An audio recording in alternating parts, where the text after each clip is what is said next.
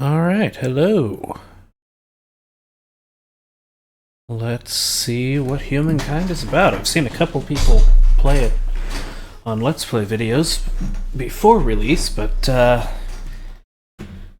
today we have it actually on release, so... And I've never played it before, so this should be interesting. Okay. Gonna set up the game here a bit. Oh, and... let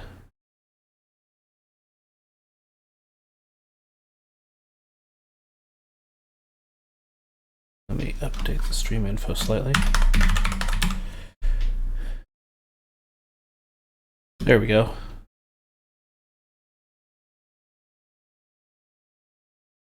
Okay.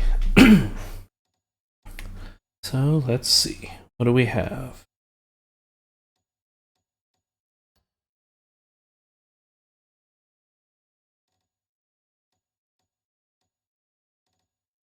I think I'm just going to leave it at the default settings, to be honest.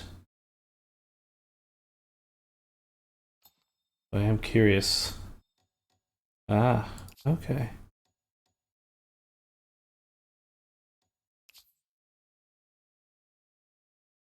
I don't remember making it the deluxe version, but then again, the whole thing was fairly inexpensive, so it was on sale for pre-order. Anyway, let's go ahead and get started. I have no idea really what to expect as far as my end of gameplay is concerned. Because, like I said, I've only seen a couple people stream it, and I was only half paying attention.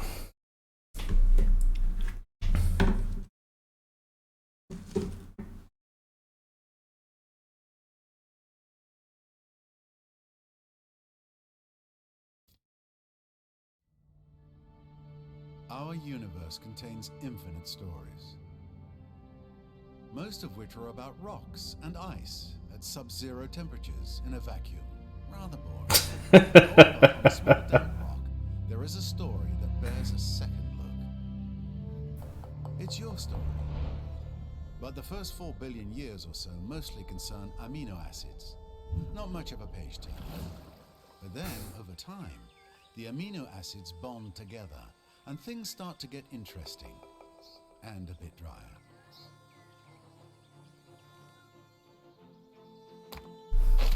A certain subspecies of hominid discovers that you can do more with a sharp rock than annoy your little brother.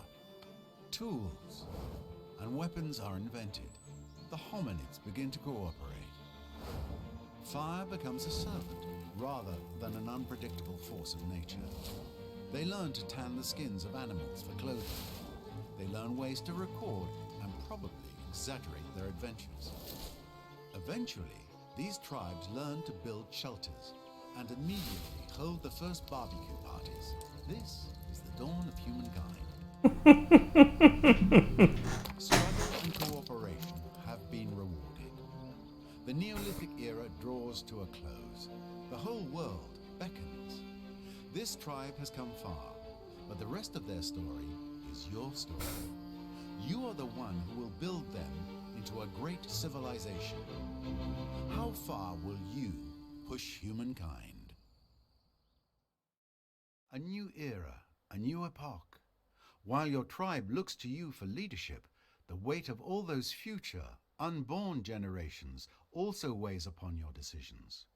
What sort of lives will they have?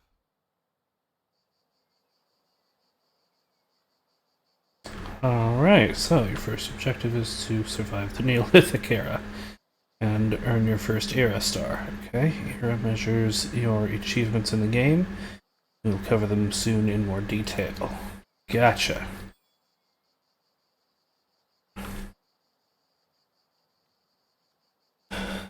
Now's the ideal time to learn about previewing the film's resource output of tiles. Okay. Food, industry, money, science, and stability. Okay, you can toggle tile output preview at any time by selecting the tile output button. At the bottom right of the screen, near the end turn button. Come back, I wasn't done with you. Okay, well. That is... Okay, so... What is this? This is a hunting party. Okay.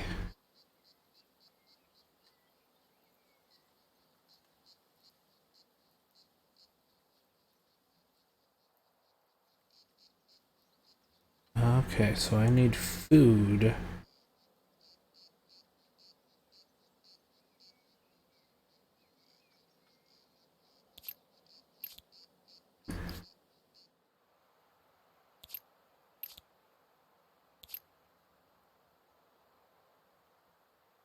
Oh, okay. Gotcha. Yeah, let's have that on. It would be helpful, at least when it becomes relevant, to know where things are happening. Okay, well, let's take is that how we do this? Yes, it is. Okay. Okay, I getcha. We got 5 food from that. And that looks like it's getting us towards a tribe. Or towards another tribe. Or something. Okay, so we found a curiosity, wild berries, providing +5 on hunting party. +5 food on hunting party, indeed. Oop. That looks like a good place to go. Incense, huh? Okay. And I don't think there's anything else I can do on this turn.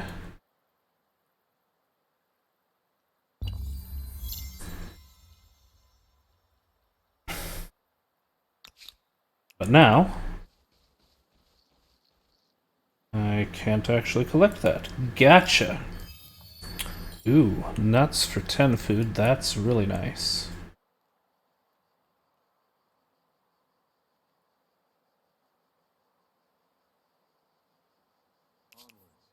Let's start heading down the coast here.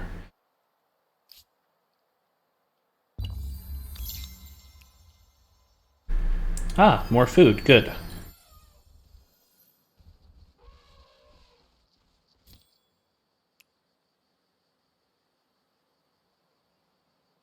Okay, so we have to... Can we even beat a mammoth? Preparing for battle. Before you choose to attack an army, wild animal, or city, you can preview the balance of power in the 2 armies. Oh. Well, it looks like we have more power, so that's good. But I don't think I want to fight the thing. The mammoth. Hover slightly longer to preview the battle area and deployment zones. Understood. Okay, so that's the preview, and then that's the preview of the battle zones and all that. Yeah, that doesn't seem like a good choice. Also, I think higher ground is important in this game. I don't remember for sure, but I think it is.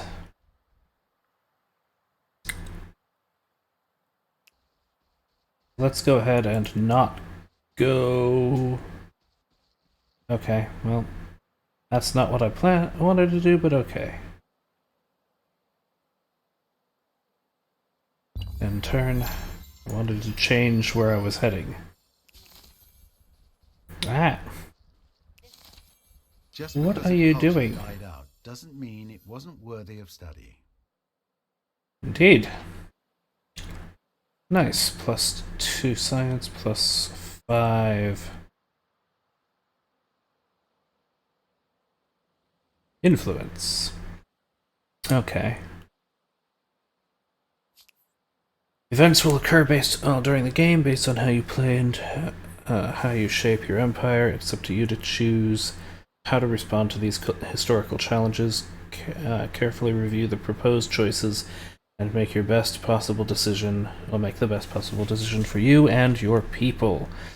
Select here to see more about the event.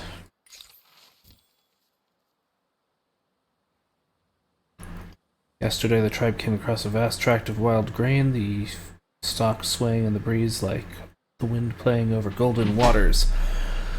The ground down grain could feed the tribe twice over, but one of the tribal elders had another idea. Instead of pounding the seeds into flour, she suggests planting half of them so the grasses may return next summer. It is a curious idea, at odds with the nomadic life, but perhaps a harbinger of the future. What should you do? I would love to plant, but for some reason I can't. So I guess we're going to go ahead and grind. Wait, oh! No, we already set it to plant. Okay. Yes, let's plant. It's automatically set to plant. That makes more sense and sounds a lot better. Tribe has enough influence to found its first outpost. Outposts are crucial to the development of your early empire because they allow you to claim territories outlined by white dotted lines on the map. Okay.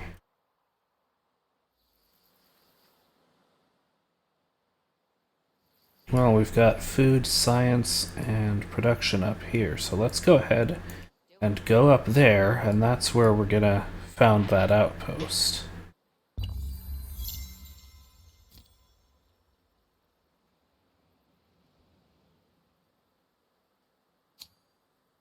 Yeah, I don't need those.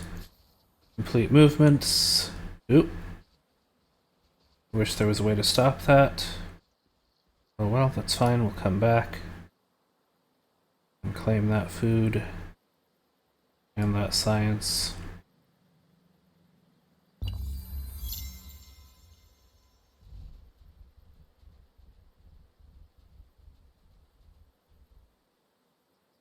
Actually, we're going to claim the food now. Then we're going to move back over there.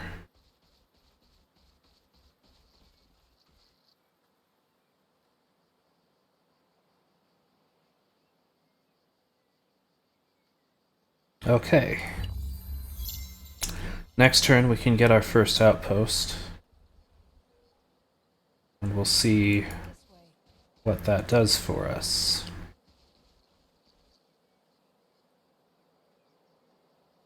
Claim territory, yes. Oh, okay.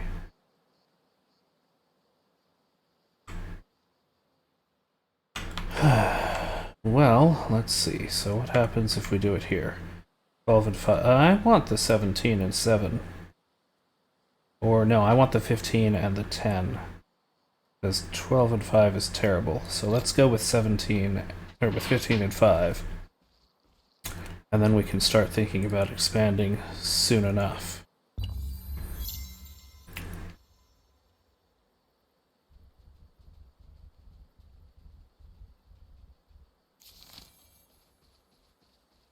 Complete your current orders. Perfect.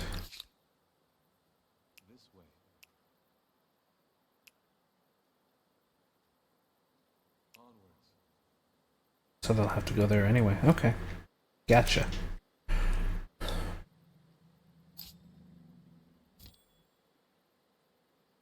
How to gain era stars. There are 3 ways to gain your first era star. Either increase your population, gather science from science curiosities, or hunt down wild animals. Well, what a coincidence. I was kind of planning on doing all of those things in the near future. Okay. In order to gain units, increase your population, gather food through hunting wild animals and foraging food curiosities. Counters measure your progress in the Empire banner.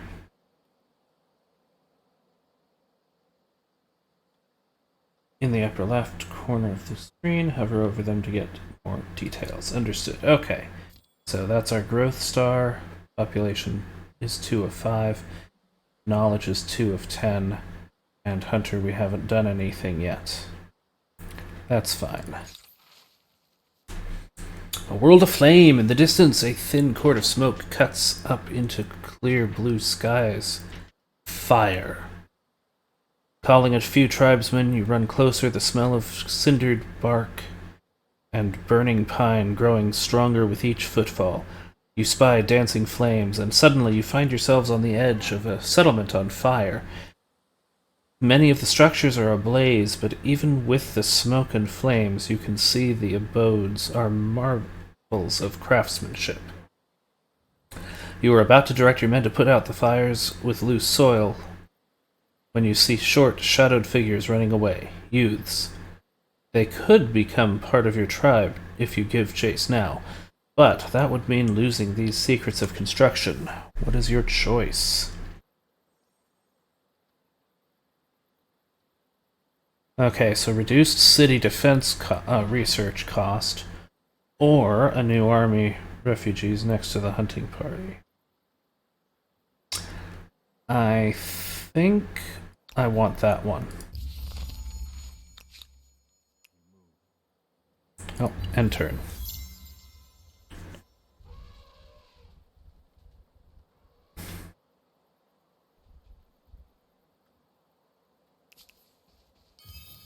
More curiosities.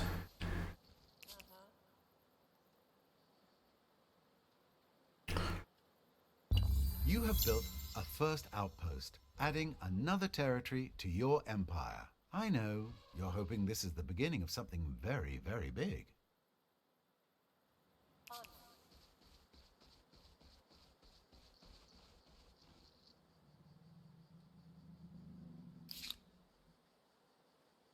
Okay, so this needs influence, which I don't have. Okay, that's fine for now.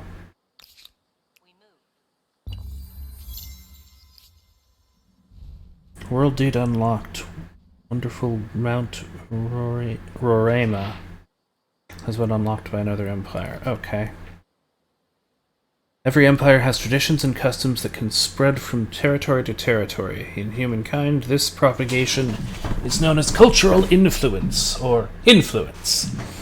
There are many ways you can earn or spend influence in the game. In the Neolithic era, earn influence by hunting or discovering science curiosities, and then use influence to found your first outposts and take control over territories. Okay, gotcha. So I'm going to need...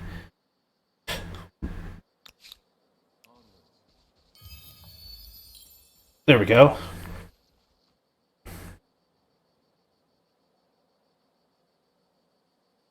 So ultimately, I'm definitely going to need to start doing this.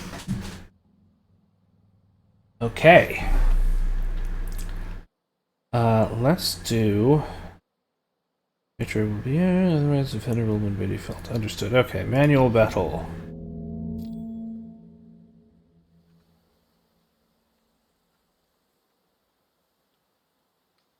Okay, so now I set up where I want to deploy. That's fine. I don't think I really have any need to move anybody.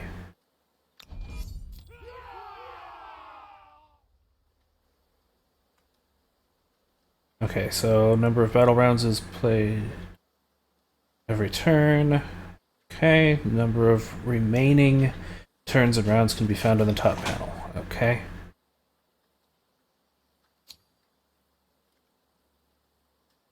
Okay, so you go to attack, you attack, you move there.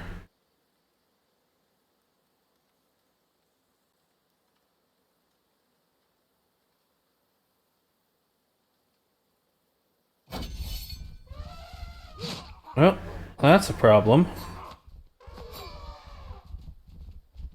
I don't like that. You're not supposed to attack my people. I mean, of course you are, but...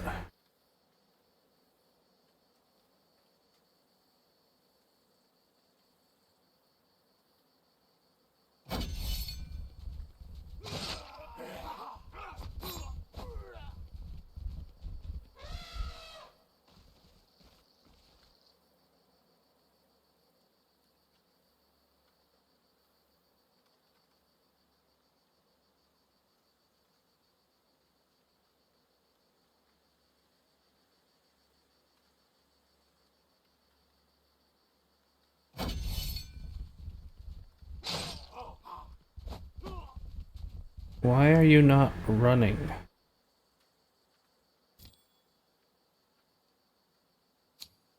Okay.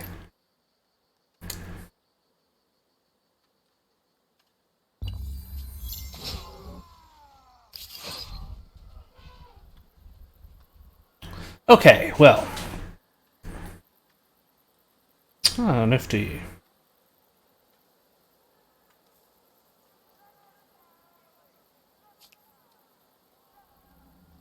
Okay, so we lost 32%. No actual units lost. 100% enemy losses. Okay.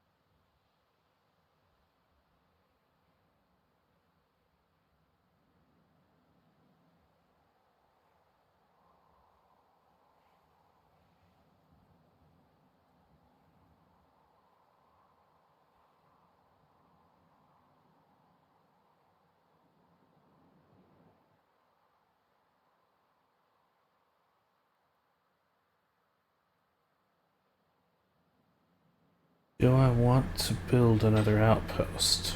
Probably. And I think 12.5 is good enough. So, we'll set that up. And end turn. Population gain. Nice. Cultural milestone. We have unlocked the Neolithic era star, allowing us to move to the ancient era and choose our first culture. This will provide us with bonuses and unlock new gameplay abilities, or possibilities, rather. Press the Empire button and the Empire banner at any time to access the culture selection screen. Understood. Growth star. Okay. Fair enough.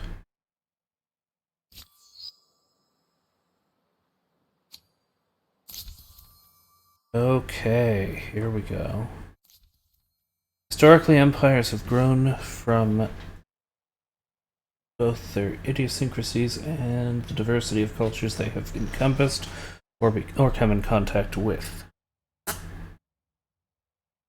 In Humankind, you get to combine cultures to create your own empire with more than 1 million possible combinations. Okay. Here are the cultures you can choose from for the ancient era. Take some time to browse through them at your own pace and select one of them for more information. Assyrians. Okay, so this icon represents the culture's affinity. There are 7 affinities in the game. Aesthete, Agrarian, Builder, Expansionist, Merchant, Militarist, and Scientist. And that is Expansionist. Okay. We will look at culture details more closely on the confirmation screen. Take your time to familiarize yourself with this first set of cultures. Babylonians are scientists. Okay, that's aesthete. Okay.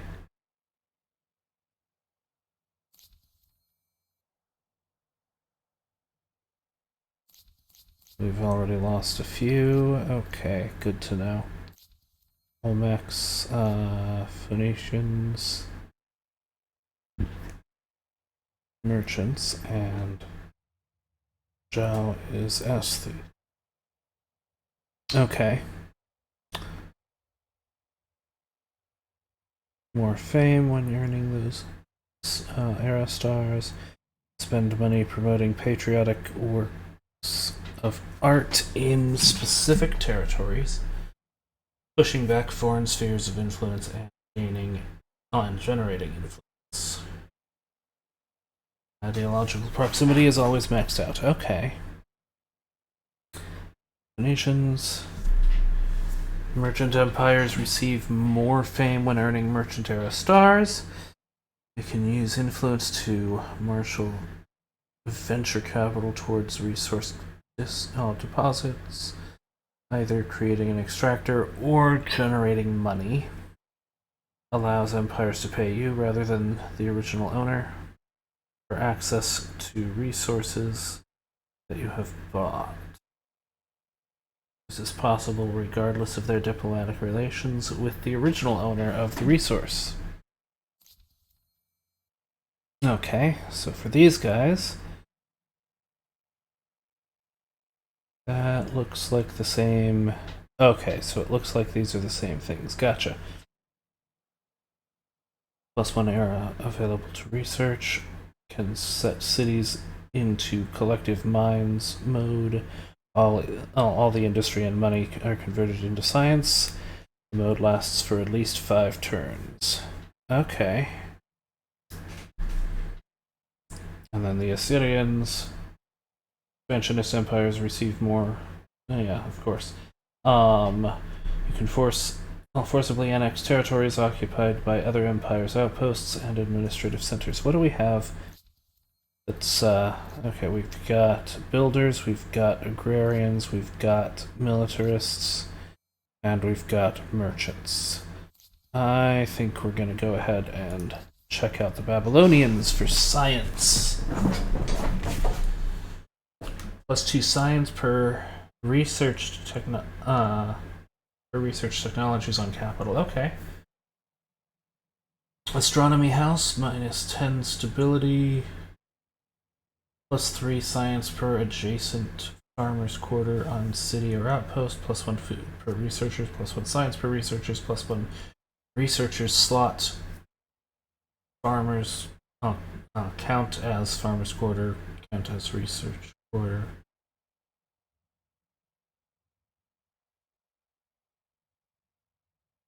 Interesting.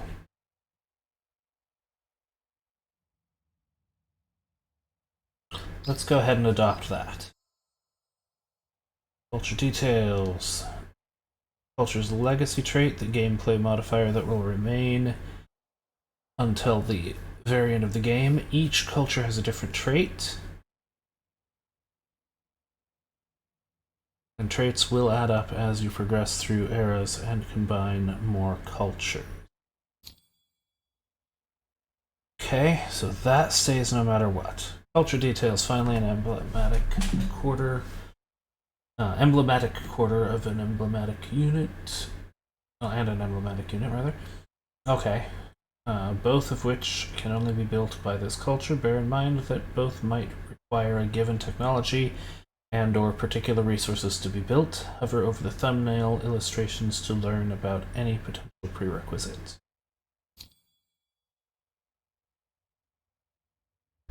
Okay. Okay, see, that makes more sense now that we can see it that way. And this is a unit. Okay, an anti-cavalry unit. Okay, need bronze working for that. That makes sense. Can be built once per territory. Okay. Take some time to hover over the different elements and familiarize yourself with the above notions. The amount of information might look staggering at first, but after a few games you will understand all of it. In your early playthroughs, we suggest you play the cultures that feel right and appealing to you, and don't overthink culture selection. Once your choice is made, press the confirm button. Your culture choice will become effective at the end of the current turn. Okay, well, I am fairly happy with this option. And there we go. Fame. Okay, fame rewards the deeds of your tribe as tales of their accomplishments echo throughout the wilderness. In the Neolithic era, gain fame by discovering natural wonders or earning one of the 3 possible era stars: population, science, hunting. Earn as much fame as possible to leave your mark on history and win the game. We will cover fame in more detail when you reach the ancient era. Understood. Hey, I can do something now. Let's go ahead and get ourselves a new tribe. Because heck yeah, I want to start expanding more.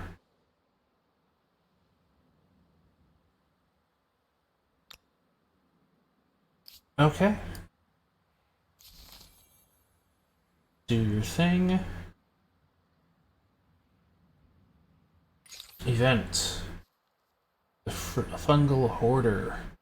The shift to fixed abodes hadn't been easy for the tribesmen and women who'd settled in the outpost, but they'd persevered and now thought of the land as home.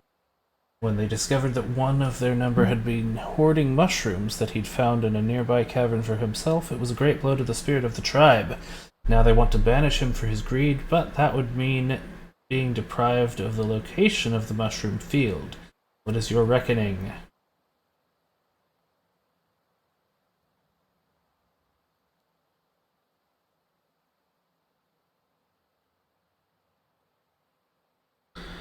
We banish him, we get reduced city defense research costs. If we protect him, then we get +5 food for 10 turns by the looks of things. And if we retain him, then he leaves the settlement but remains with the tribe. His days are dedicated and give us +2 science.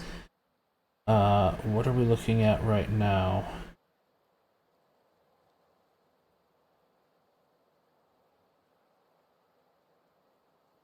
Where is our FIMS output? Is that a thing that can be? I think so, yeah. Aha! That's our FIMS. We need science. That's all there is to it. I need more science. So, we're going to go ahead and retain him. Since we're trying to be a science-based people. And the challenges of a young civilization. It's hard keeping up with the neighbors when they have the wheel and you don't. Humankind everyone contributes. If you're terrified of wild animals, you can grow lentils or catch fish. Tribes settle towns.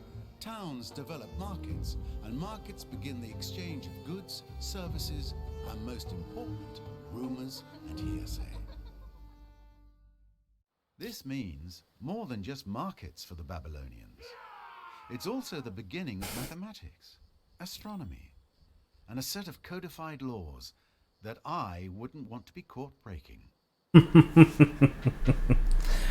Okay.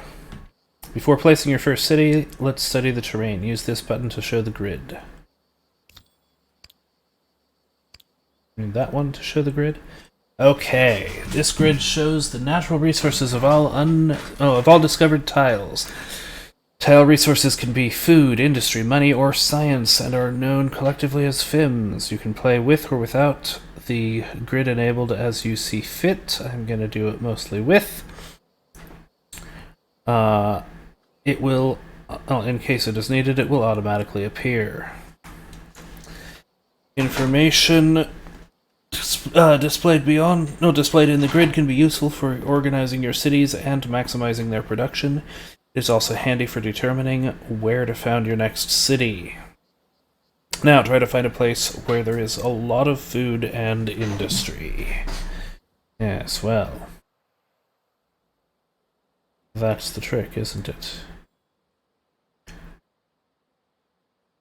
We've got a lot of food and industry here.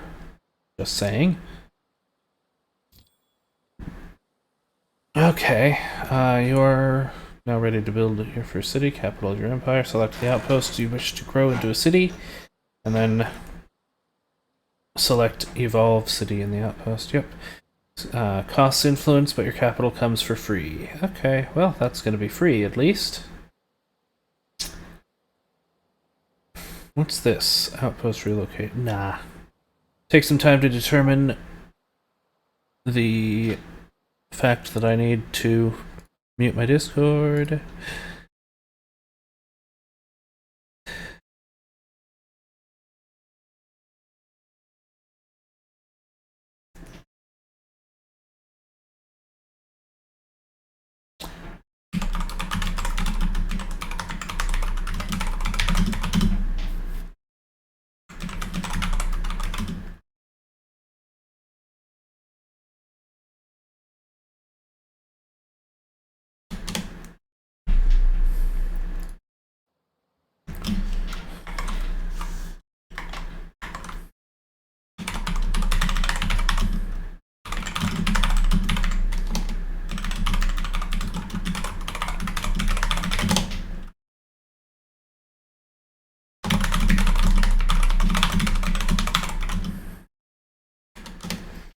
Okay.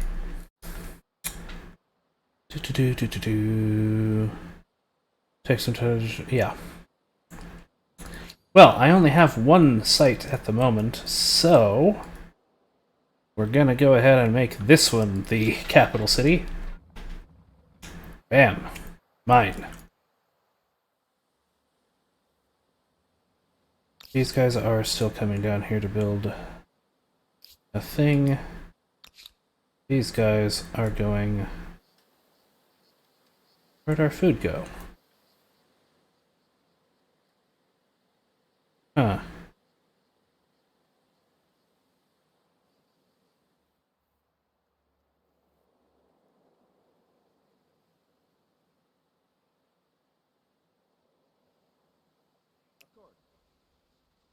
Alright, you're gonna go over here and show us what there is out here. That's looking good. Okay. Continue on. Yay, new city. Within spitting distance of science, too, so that's helpful. Onward to a new era! Major step for you and your civilization. Okay. I think I see all that goes. Okay. The rules for earning fame have changed now that you've left the Neolithic era. The empire with the most fame will win the game, so it's important to know how to earn it. You can enter the empire screen to see your current objectives. Empire screen. This is the Empire screen. Here you can review the progress, achievements, and heritage of your empire. Most importantly, this is where you can track era star goals in detail. Please take some time to familiarize yourself with the Empire panel. Understanding it is key to playing Humankind. Okay, so... I see. Okay, so we get +2 for research tech at the capital, which I haven't researched any tech yet. I need to get on that. Obtain 6 technologies, current value 0. Okay, so that's a thing I need to do. 6 territories attached to any city. Currently have 1 city, and therefore 1 territory. Okay. Aerostars unlocked this turn would grant 100 fame. Okay. Would be 150 fame for that. Okay. Builder stars, 6 districts within your empire. 6 military units. We'll get there maybe. I don't actually know that we'll get there. But we'll see. Let's see. Merchant stars are in 550 money, currently 0. And finally, agrarian stars, 12 population and or units within your empire. Currently at 5. Okay. So it seems that is probably... Oh, this one's probably the easiest one, but I also really want to get this one for sure. And as many of these as possible. Okay. Era stars are era-specific objectives that earn you fame. You need to obtain at least 7 era stars to unlock the option to progress to the next era. Oh. So I have to do all of this in order to progress to the next level. Gotcha.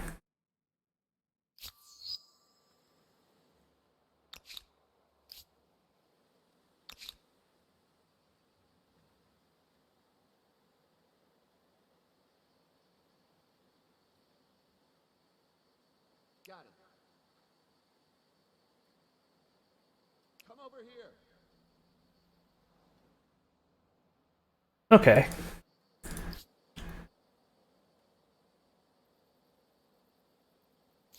Idle City. You're not going to be idle for long. I want you. Let's go ahead and get a maker's quarter.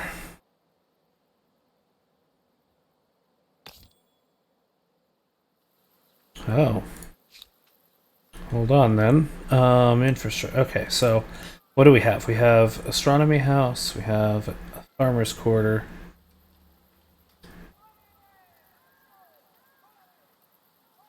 Okay, so we can build multiple farmers' quarters. That's good to know. We can also do multiple makers' quarters. I imagine we can probably... Nope, once per territory. Okay. Infrastructures, pottery workshop.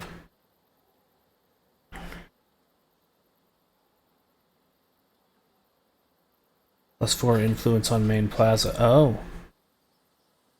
So this is the main plaza. Okay.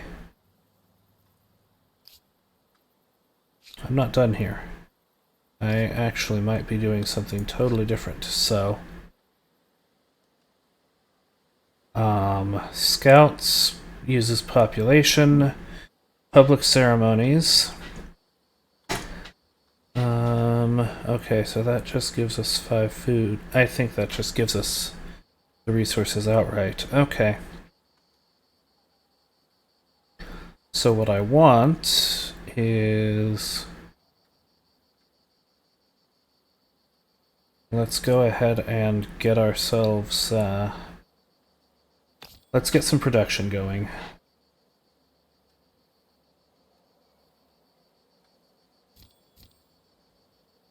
Build it on either of those places, to be honest.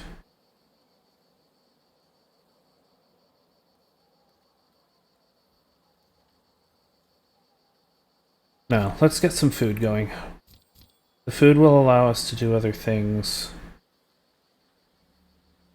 Okay, that's fine.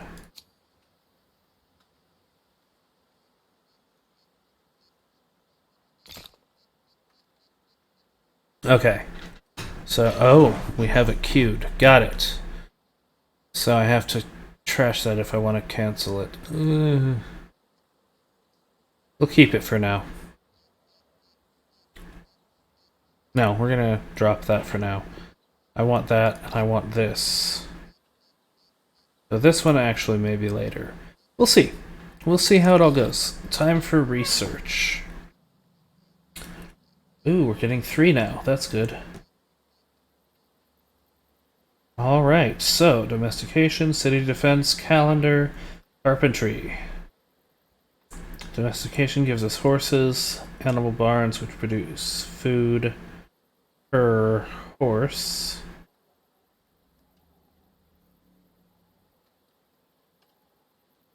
Okay, I'm guessing it reveals horses.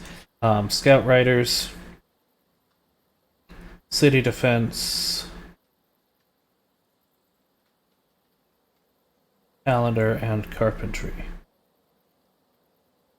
Let's work on domestication first.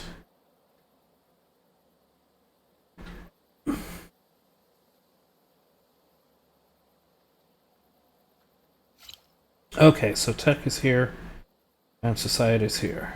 Gotcha. Alright, with that being said, we're going to end the turn there, and I will be right back.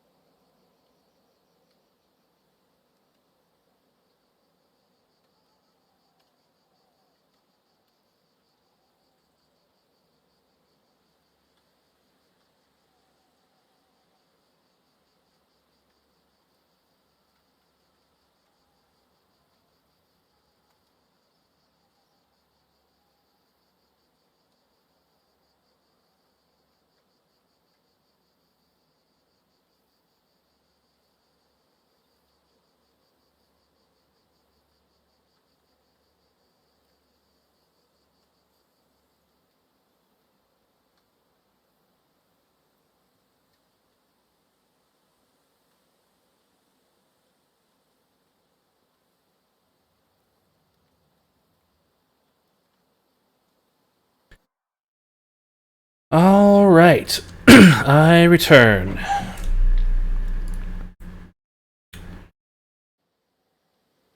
Let's go ahead and see what we're doing here.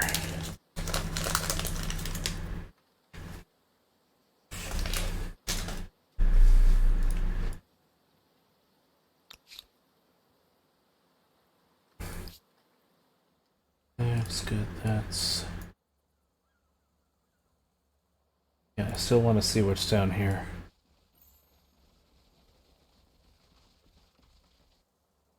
That was a something happened noise, and I don't know. Possibly just telling me that my unit's done moving.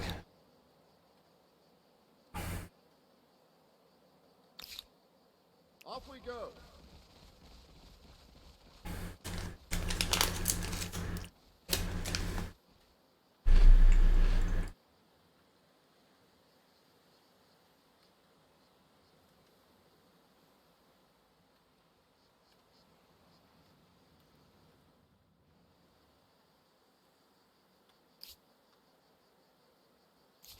One idle army. Ah.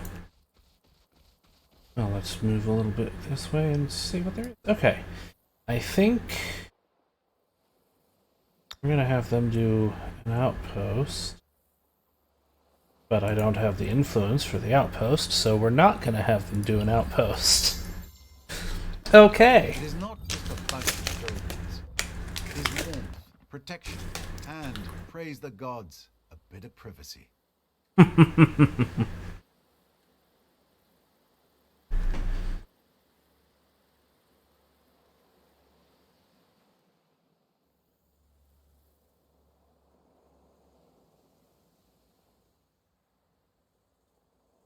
this way. Yeah, what do we got down here? Follow me.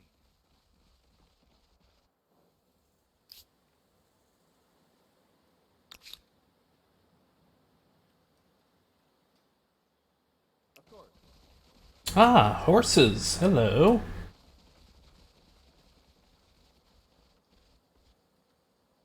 Horses, a prairie. Ooh, prairie's helpful.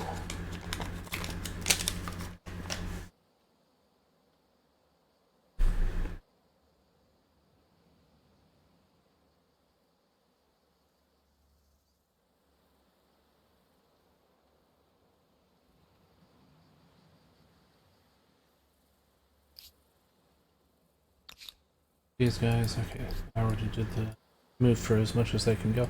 Gotcha.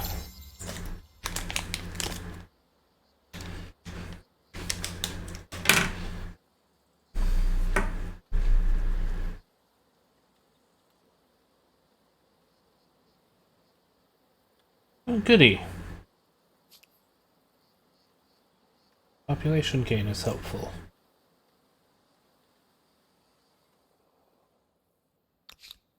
Let's go.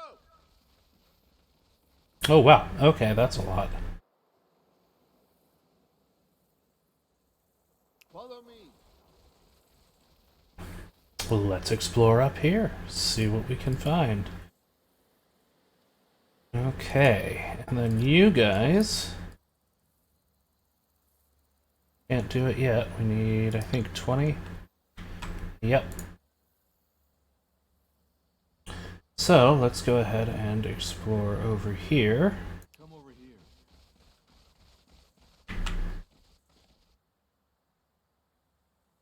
Off we go. Into the wild blue yonder. Wait, what? Okay, so domestication researched. Excellent.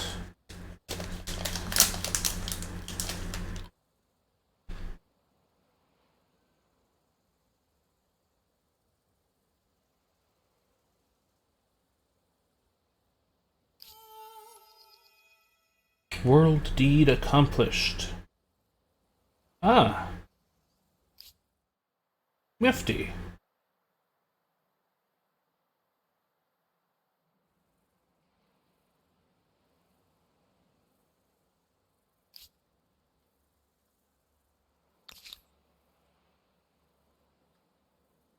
Well, let's work on our science first. See the tech screen. I haven't actually looked at the whole thing yet. Ooh, wow, okay. That's fun. Okay, bronze working for our special unit.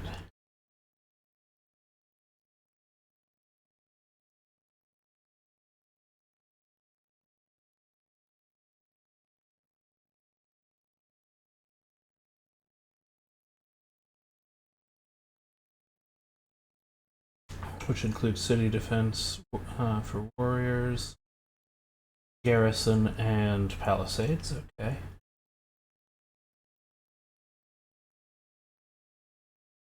And then eventually we're going to need carpentry and irrigation. We need a lot of stuff.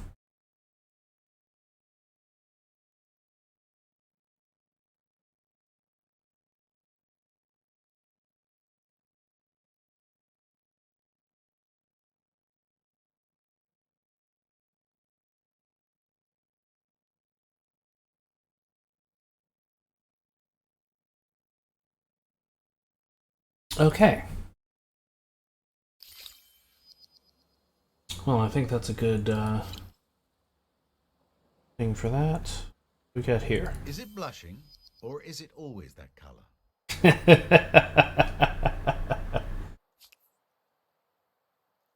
I like the I like the commentary the characters have in this game so far.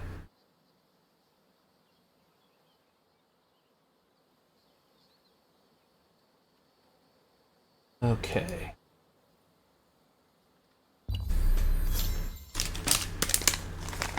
They're impressive, the Egyptians. It's a fair bet that you'll be embarrassed if you compare cities with them.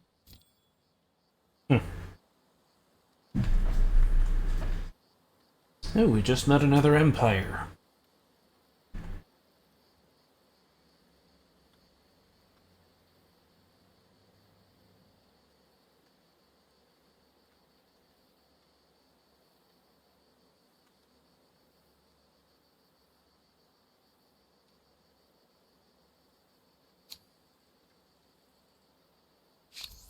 A proposal for you.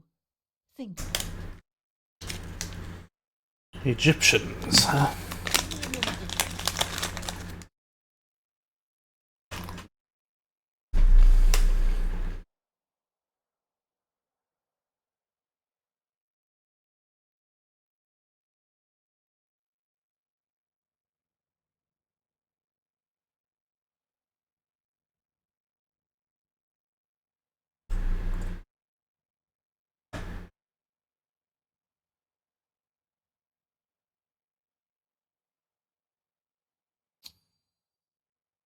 Okay, so that's where we are now, which is at peace, which is good.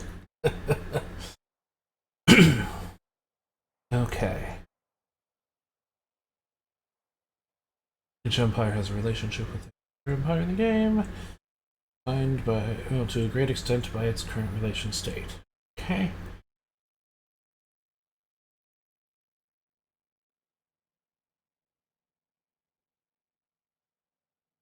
Which are not understood. Okay. War support. War support represents your population's animosity against a specific empire. It's the fuel for war. Your people's morale will be broken if you run out, and they will force you to agree to surrender. So, more on war support and its role in surrender terms. If and when you declare a war. Okay, gotcha. Treaties tab. Treaties are additional accords added on top of a state of peace or alliance. Adding or removing one or more diplomatic abilities on both sides of the relation. Okay. By default, you start on the left column of treaties and will progressively work your way to the right if you decide to deepen your ties with the empire you are dealing with. We will cover treaties in more detail soon. Understood. And that's it. Okay. Gotcha. Relations. Okay. Default tab would open new diplomacy screen. Use diplomatic abilities such as surprise war or propose alliance. These abilities evolve following your diplomatic relations state. Also, you can view each empire's relations next to their avatars. Okay.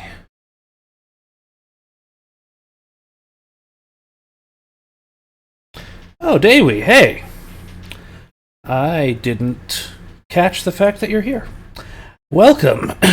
And I hope you're still here and I haven't missed you. Yeah, we're doing Humankind. It's a 4X strategy. Oh, then good. I didn't just miss you because you were here a while ago. Cool.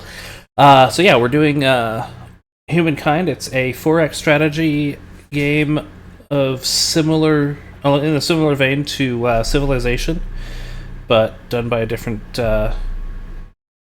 publisher, of course. It's different but interesting. So, yeah. We just met the Egyptians, so it's giving me the tutorial on diplomacy and all that right now.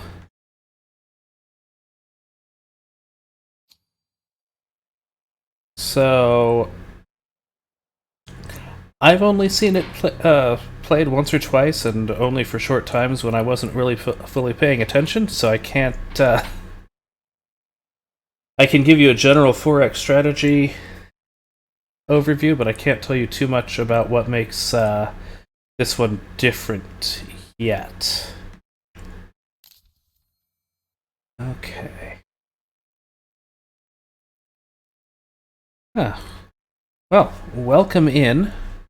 We've gotten past the I've gotten past the Neolithic era. We're now in the ancient era, so yeah.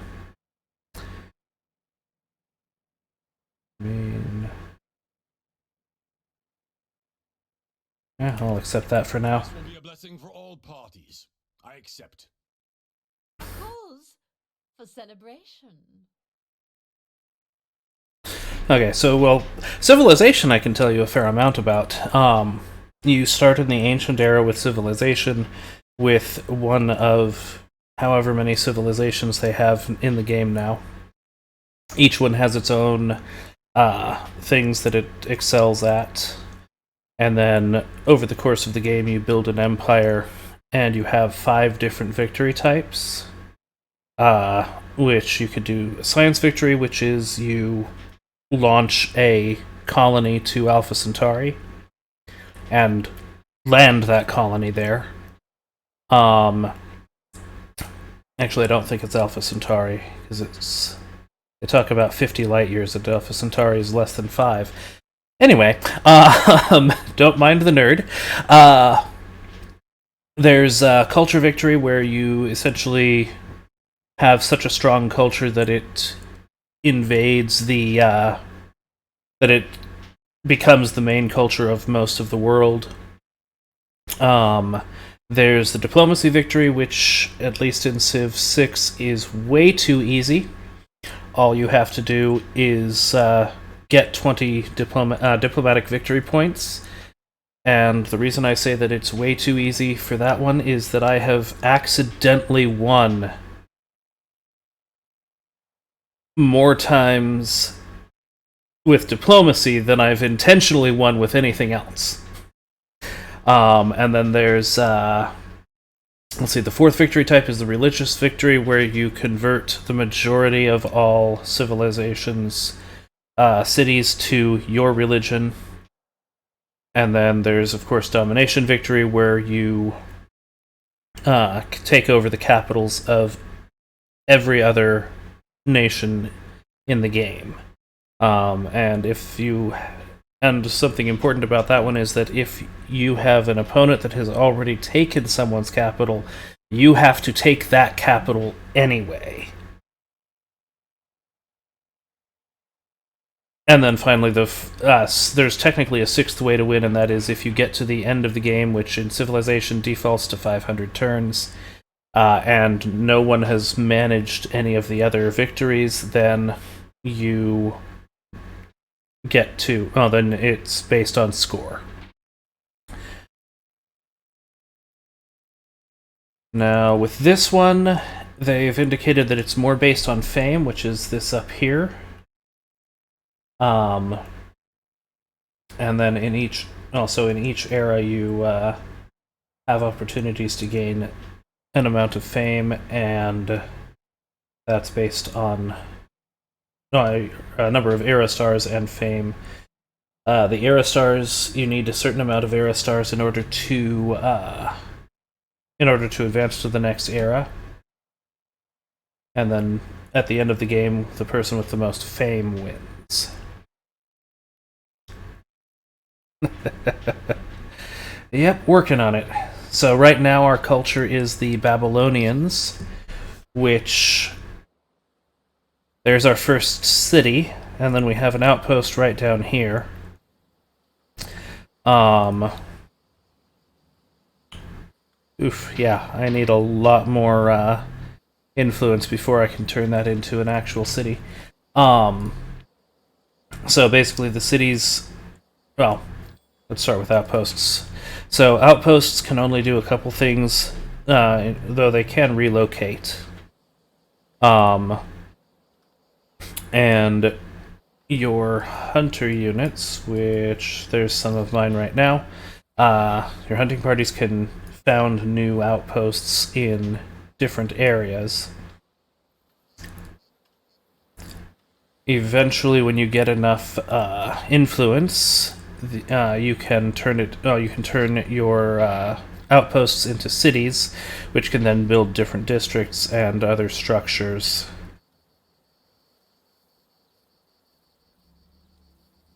Yep, that's fine. Okay, so yeah.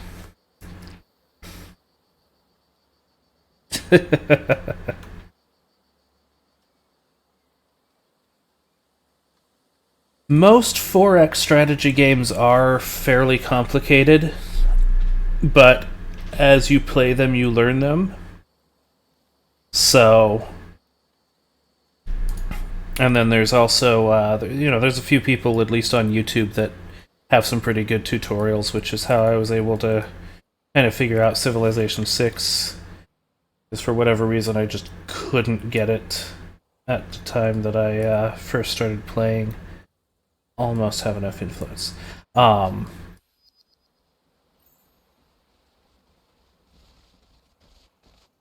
Okay.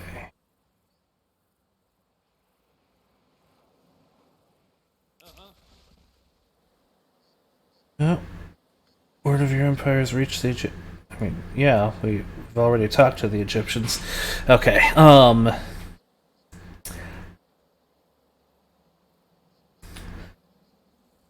But yeah, ultimately, some of the complexity that you're seeing here is just me wanting to know where things are. So you don't have to have the outputs on there, but the outputs help to figure out what each tile will give you. So like this one here has that's 2 food, as long as you have a city that can get to it. This one here is 2, what do they actually call it? Industry. This one is 3 science, 5 influence, and 3... I think that one's just called gold in here. Oh, 3 money. And essentially the more that you can produce, the better off you'll end up being. From what I'm seeing, yeah. A city basically gets all the income from everything inside the city. The mammoth, yes, that is a big mammoth. But that's just because that's the size of the unit on the screen. If we we could actually fight the mammoth, and we probably should at some point, just not now since I'm trying to found another outpost over here. But I think we actually get points for that. Yeah, so let's see. I need to... Oh no, I am building something there. Alright, that unit can complete its orders. Oh, so that's where we found the Egyptians. Gotcha. We're not going to complete those orders. Because those orders would put us into a conflict with Egypt, and we don't want that. We're going to go that way. Okay.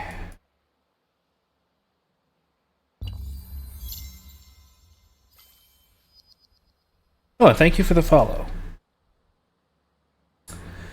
Alright, let's see, what do we got? We can build palisades now, and we can build warriors. That's helpful. I think we need... So this is the Empire screen, which this is how we can get different stars for the different era stars. We can get up to 21 era stars, and we need 7 minimum.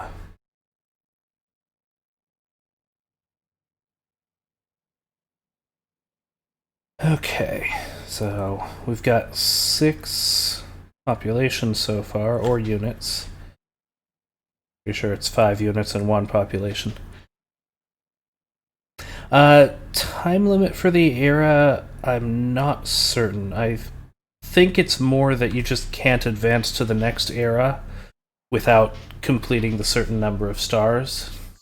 In other 4X games, like Civ 6, you do have a certain limit, but I think that limit is based on other empires and how far along they are.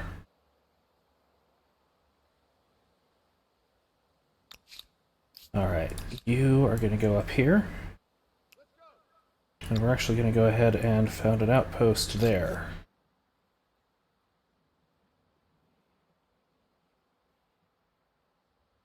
Yep. Speaking of the tech screen. So this is the tech tree, and you can essentially just pick one to research. Right now we're going towards bronze making. Bronze working. We just got city defense done. And then as you research, you unlock ones that are further along.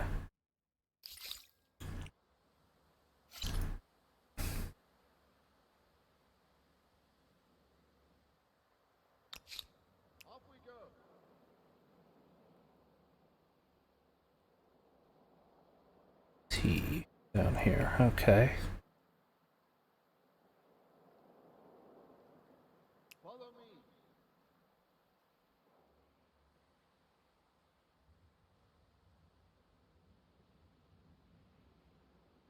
Yeah, pretty much.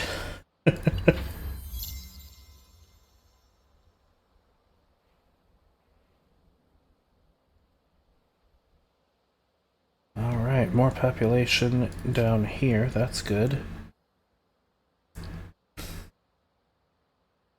Someone else found the wonderful great blue hole.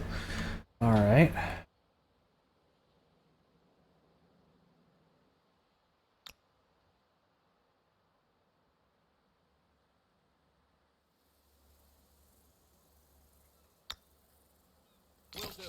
Okay, there we go. Now we're getting that taken care of.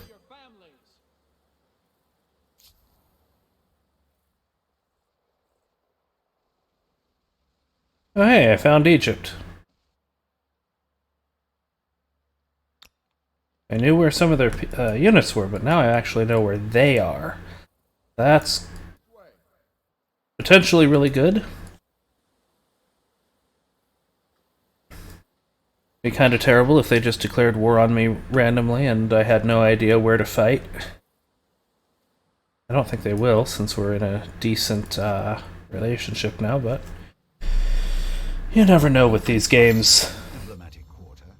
You have become a builder and a creator. There is more to creating an empire than just yelling orders. Really? I never would have guessed.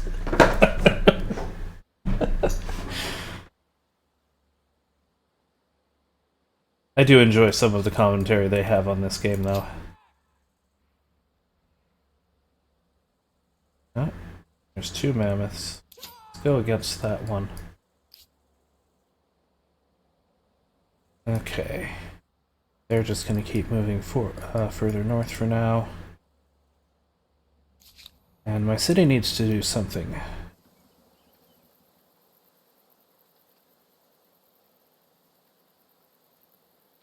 Well, I'm not too worried about people right now, or being attacked right now, so let's go ahead and do an astronomy house. I'm gonna build that here.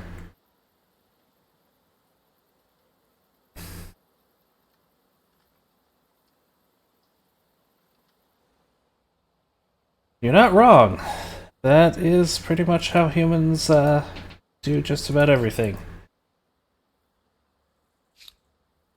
At least at one point or another. Okay.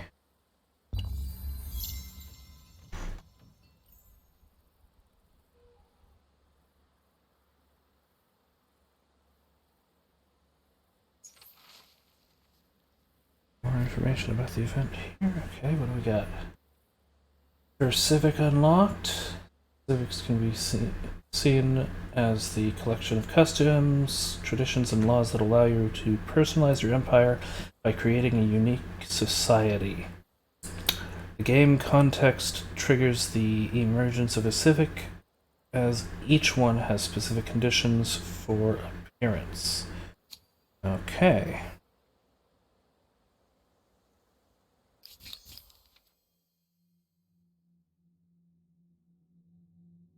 Okay, when voting a civic, you can choose either option, but each path might affect the empire in numerous ways: diplomacy, religion, economy, military, etc.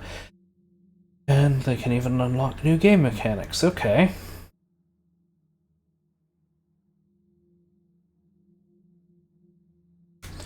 In addition to these effects, all civics affect the ideology of an empire and the resulting bonuses. Okay.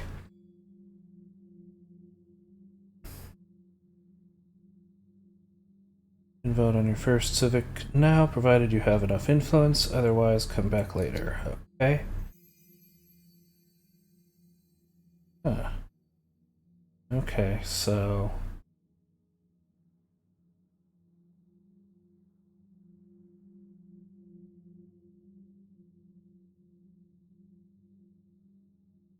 Well, since I'm kind of going for science, we're going to go Why was this even with question? that vote. Let's keep it simple. We've been here. It's our place. Okay. Let's see. Civics are made available based on the current game context and are voted for or cancelled using influence. Okay. Gotcha. Oh. So more stability is good. Okay.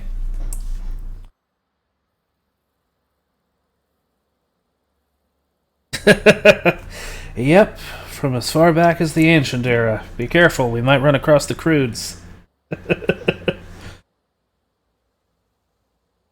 Need to get into the habit of looking this way when I'm talking to the people on the camera that I'm reading, because you're over here, but you're also over here.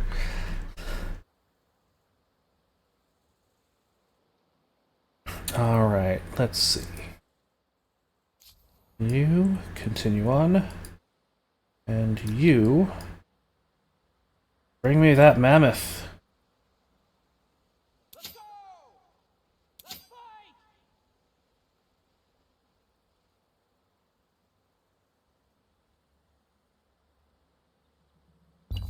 fight! Okay, where's the mammoth going now?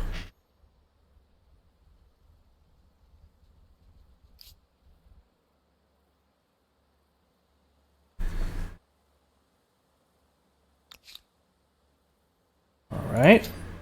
Go after that one, since the other one keeps running away.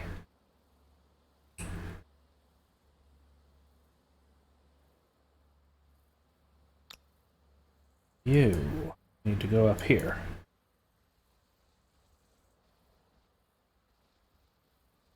Okay, that's a good amount of area that we just figured out. Today, for about an hour and a half. In general, for a few weeks at most.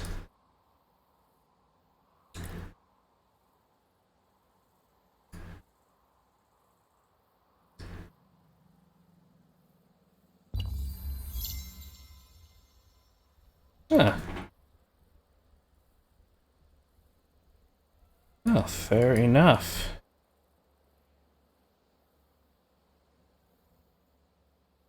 Yep, I blame Silent.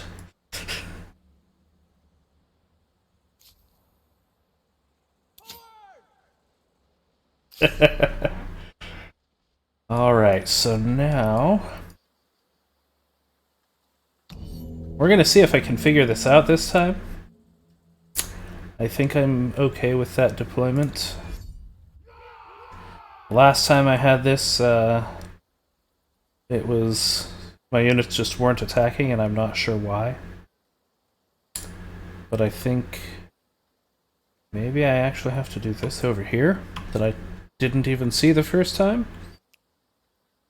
For your family. Yes, that's what I have to do, okay.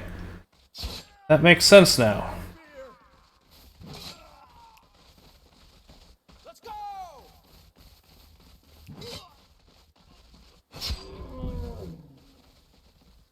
Okay.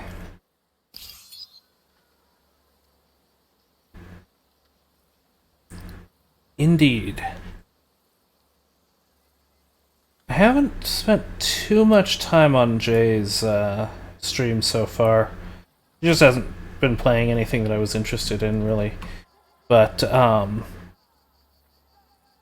you know, between Silent and then...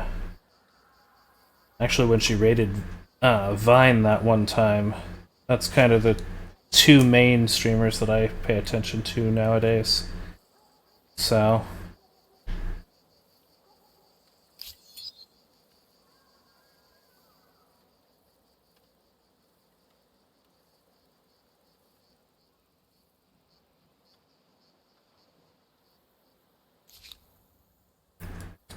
okay.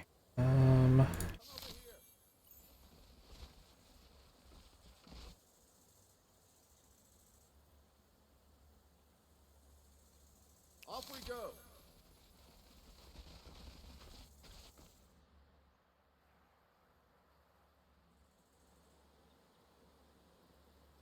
Yeah, fair enough.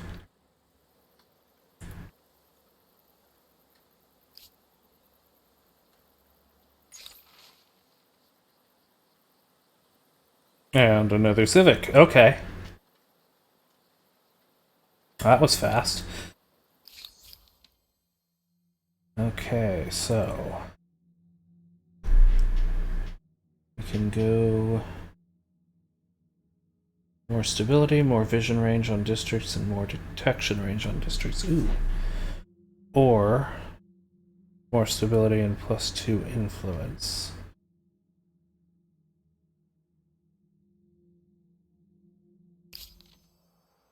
We're at 12 influence.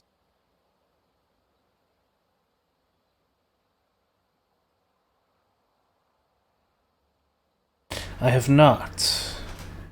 What does she stream?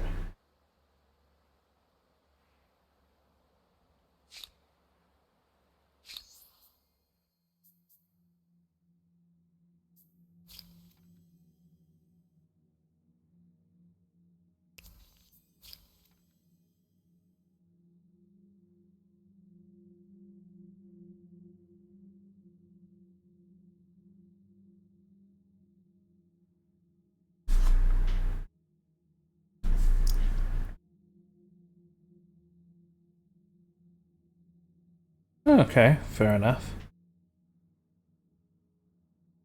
Yeah, I do a few different games myself, so I guess that puts me in the variety streamer area as well.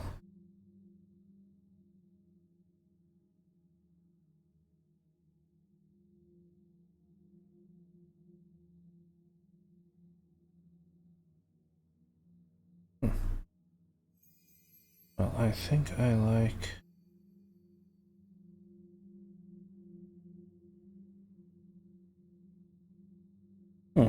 Okay. I haven't heard of that second one. It does seem logical that people shouldn't have to do a job unless they want to.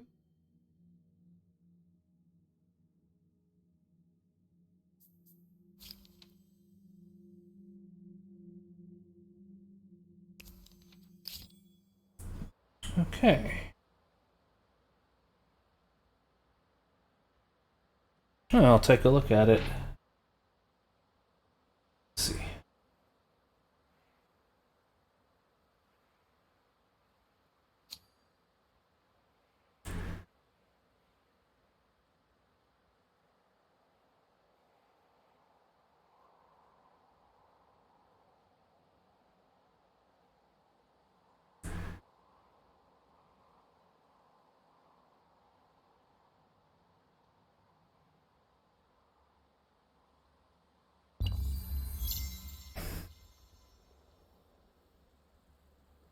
Okay.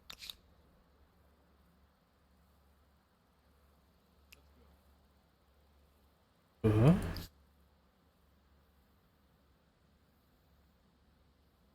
Hmm.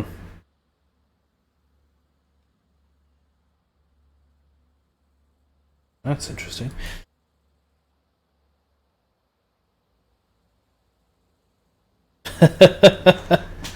Okay.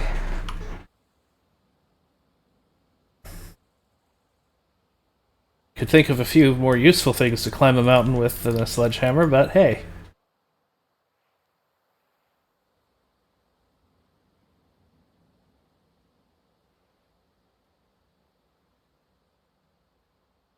Guess if you really want to break the mountain down, that would work.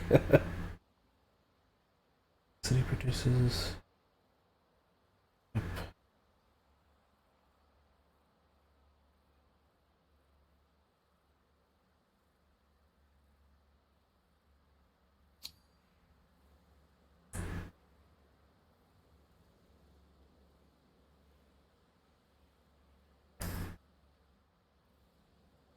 Oh, that's what matters with games is that is that you enjoy them. So you know.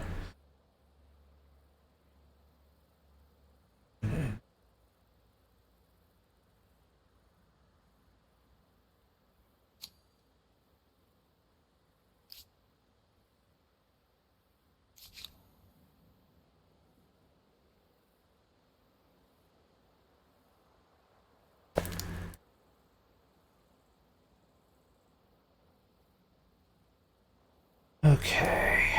I need these guys to keep exploring.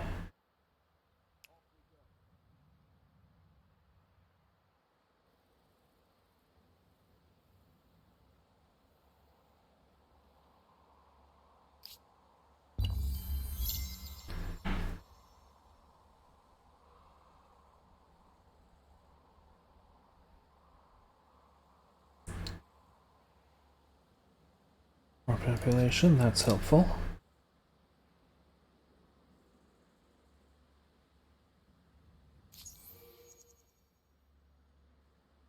Ah.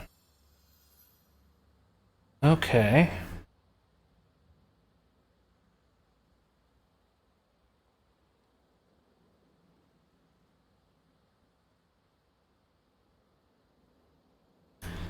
Science and influence, that's good. Now, do we want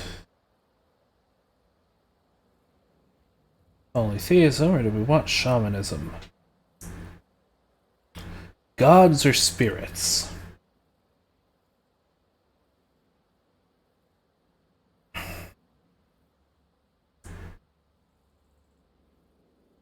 One faith.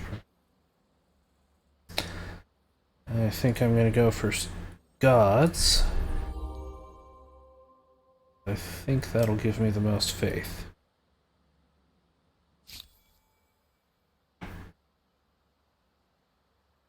Oh, there's another little territory in here that I didn't catch until just now. We'll have to colonize that. Let's see, tenants. Okay. Yep, state religion.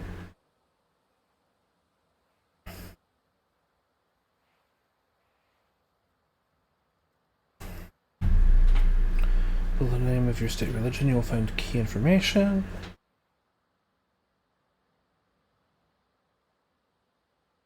Yes, I have, and I think I tried it at one point, and then I quickly rage quit.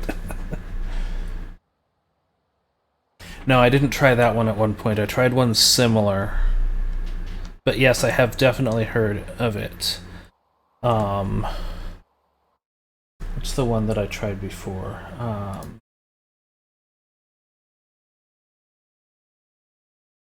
Pretty sure I actually have the one that I've tried that was kind of like it in my Steam library here.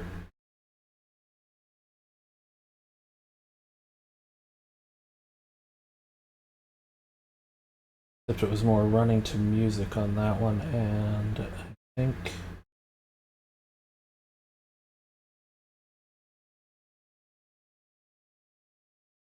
I have too many games to look through. That's that's the problem with a library of over... no, there was one, you're basically running or sometimes sliding around and doing some other stuff to music. It's a rhythm game essentially, but but you can use your music.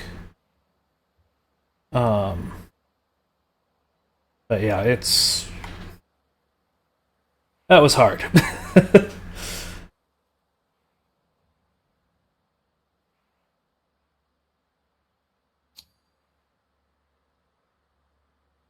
Okay. Let's go to the tenant screen. I don't think... Okay, gotcha.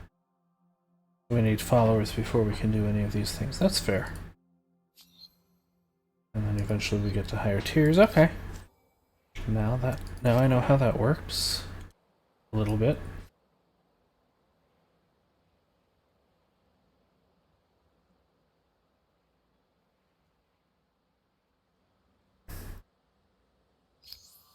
How are we doing on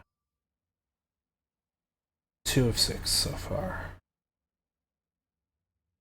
Okay, I need more.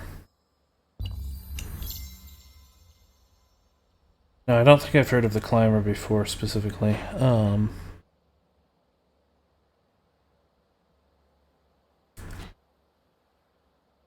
Yeah, that's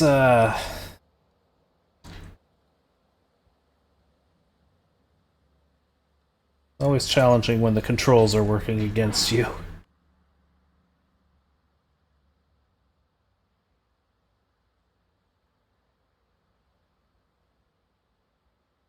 Research for messages, on trails, lights of birds, the wheeling of the stars in holy decorations, and elsewhere. Now, however, the practices have become so commonplace, so bizarre, that the whole empire is sliding towards chaotic superstition. Even the eating patterns of chickens are being interpreted by military commanders. What to do? Oh boy. That chicken pecked over there! That's a bad sign! We shouldn't fight the enemy today.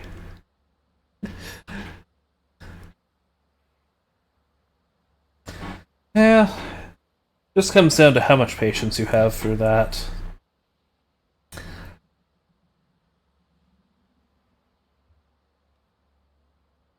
Okay, so do we want to embrace things?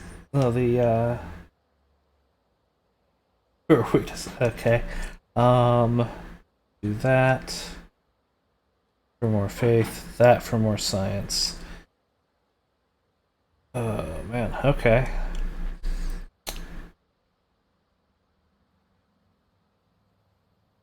Feelings of contentment. Well, I think we're gonna go with reason because I've been trying to focus on science in this playthrough. From school classrooms to coffee houses to public plazas, the city is abuzz with the joy of creativity. Yes, we have coffee houses in the ancient era. We've barely discovered horses, but we have coffee houses.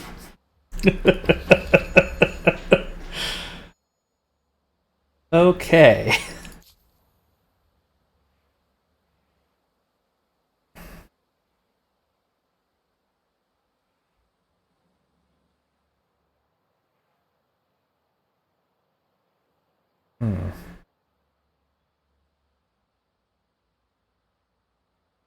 Wait a second. Why is this? This is part of the... Okay. I don't know what's going on there. Yep. Coffee, the thing that brought humanity to where it could actually use its brains.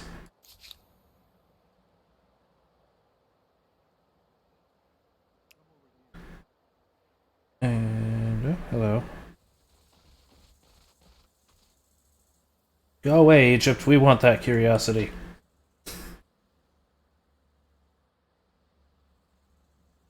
You have one unit. Okay.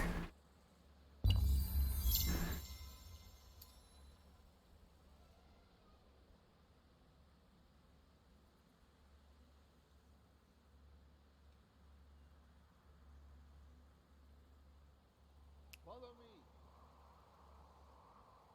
Is there an auto-explore option?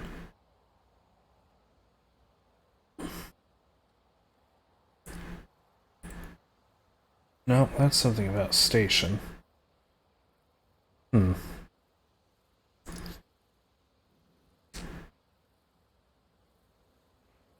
For games like this, absolutely. Actually, for most games, yes.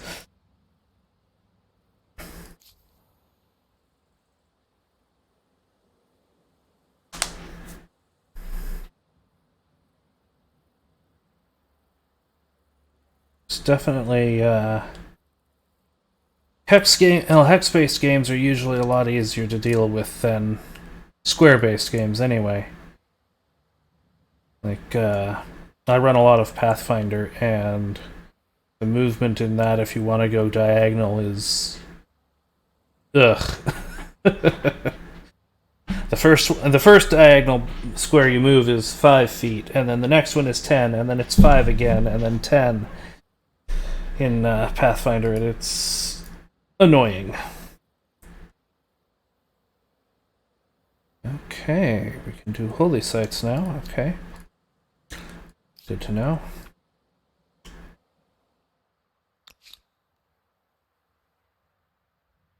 Over this way.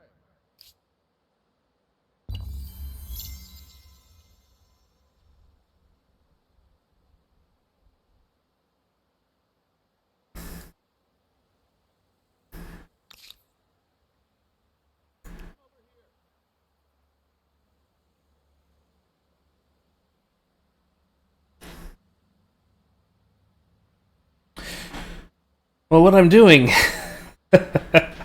I'm actually homebrewing I'm working on homebrewing an entire system that'll be...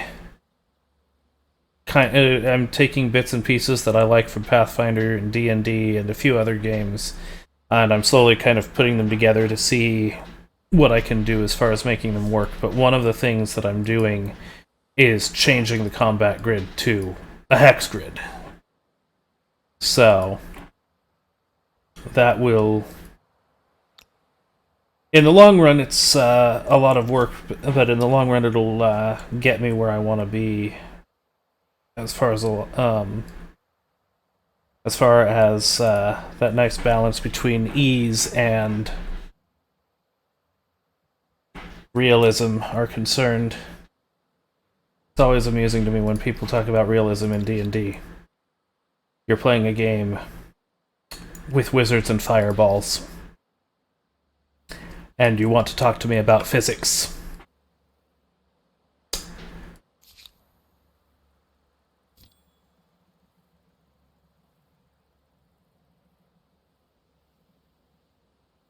They're not. Oh, so there are a lot of programs that do use squares, but I've got the main map that making software that I use is fleeing my mind. Incarnate, and you can do a map without a grid, or you can do a map with a grid, and the grid can be square or it can be hexes. So it's easy enough in Incarnate to do either way. And then, yeah, I mean, if I have to do grids that are square based, I can always just kind of make the squares vanish as much as possible, and then put an overlay of a hex grid on there.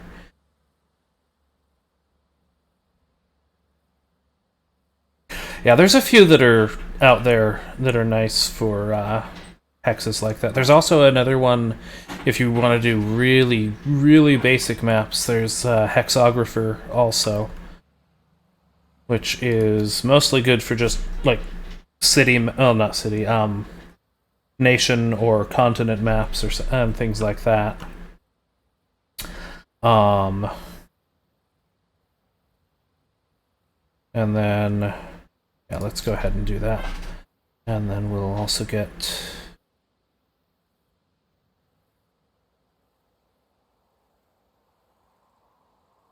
I would like some scouts up and running. And I would like some warriors. And maybe only one warrior.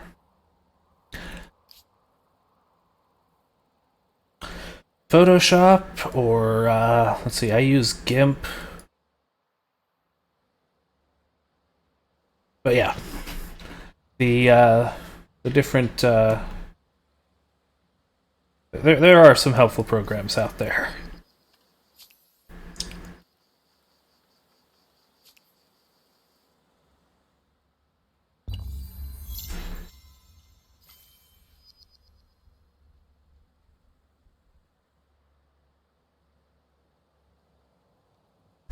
It's actually probably one of the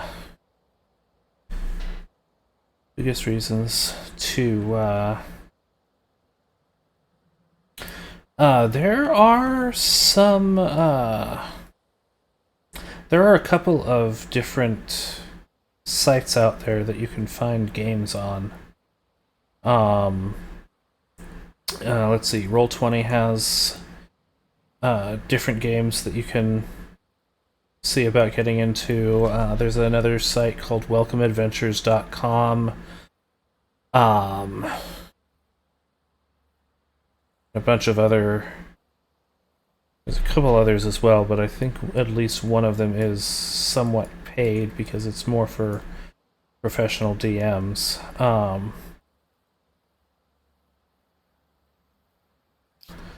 Yeah, so there's... But yeah, there are ways to get there. It just depends on how comfortable you are meeting up with people that you don't necessarily know. The other option would be once we get out of this pandemic, or if you're comfortable with it right now, then going down and checking out your local games shop. A lot of the time they'll have people there that are gaming or looking for groups, so...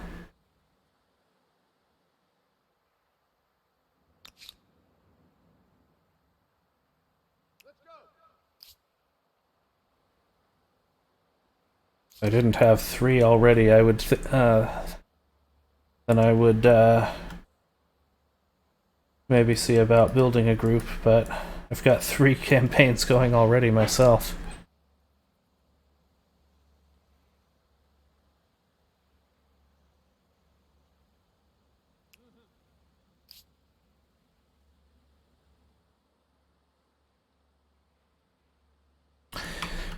That they do. Critical Role is awesome. I have learned a lot from watching them. I've been playing for... Let's see, when did I start? Freshman year of high school? No, not freshman. Junior year of high school. So... I've been playing for about 18 years. Vox Machina is where I started. I drive... Before the pandemic, I was driving Uber and Lyft, and that meant I was in the car a lot, and so I was looking for entertainment in between trips, and one of my friends suggested Critical Role, so I started with episode 1, just in the car between trips, and that was awesome to begin with. Have you seen Campaign 2?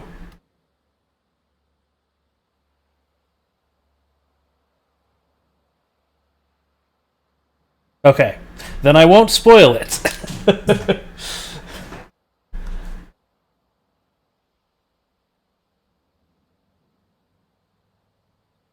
Yeah, their campaign 2 was pretty awesome too. It's a very different feel in terms of the story, but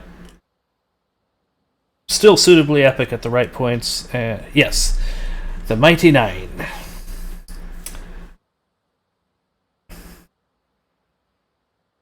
Which is actually a pun and an in-joke all in one, but it's once you get to through a couple episodes, they'll get that explained nicely.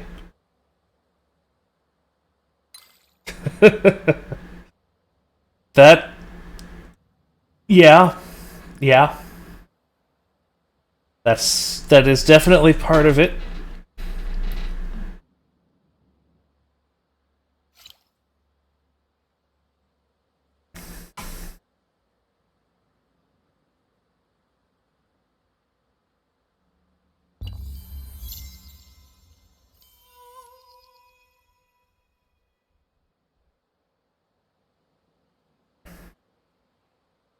I got an Era Star. Sweet.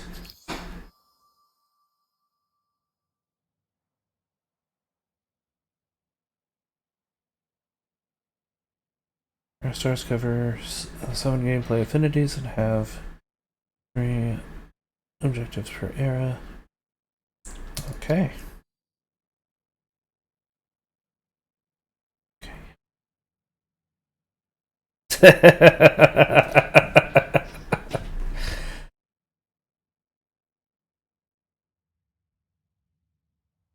Depending on the moment.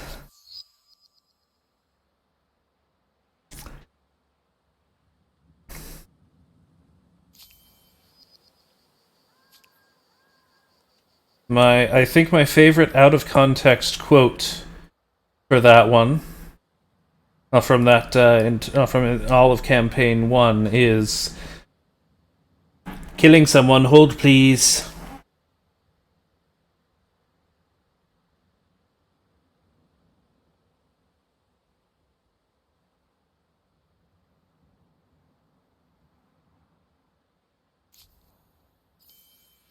Yep.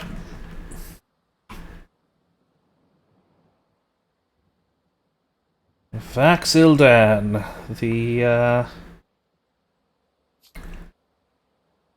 one of the more interesting rogues I've seen played in D&D.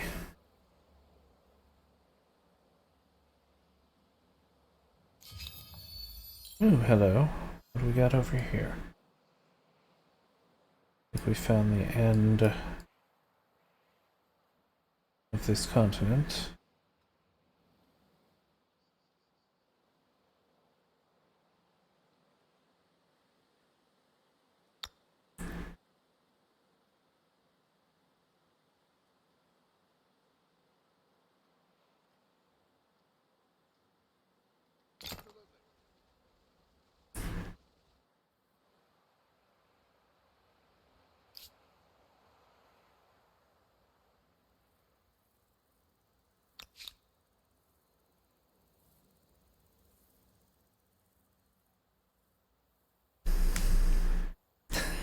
Thank you.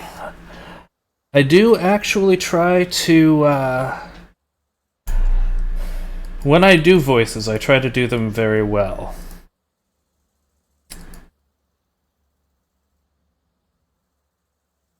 And I've definitely stolen a little bit of Vax's voice for some of my own campaigns.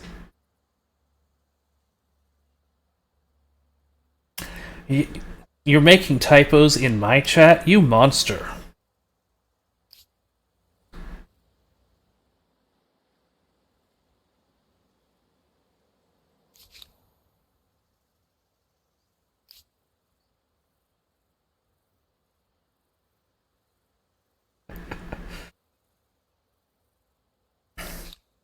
Come over here.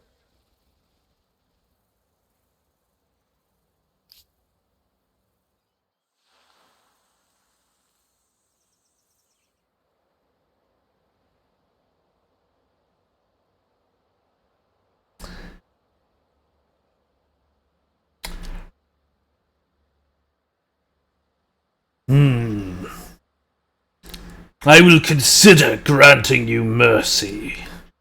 This time.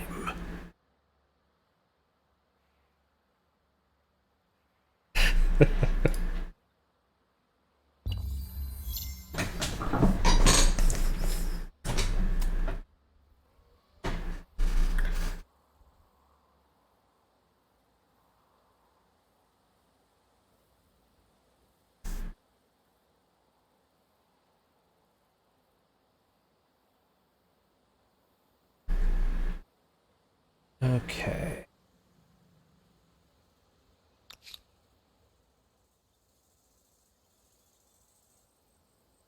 Well. This is about to get powerful.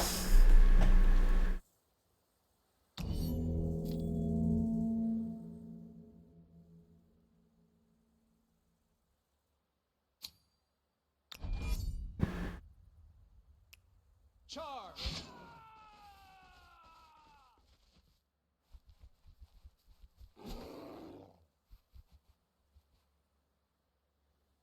That's rough, buddy.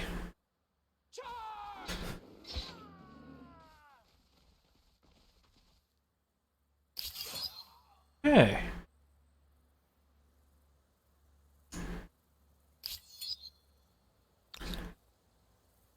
Hunt at Polaris, huh? I didn't know we had to go to a different star to take care of that bear.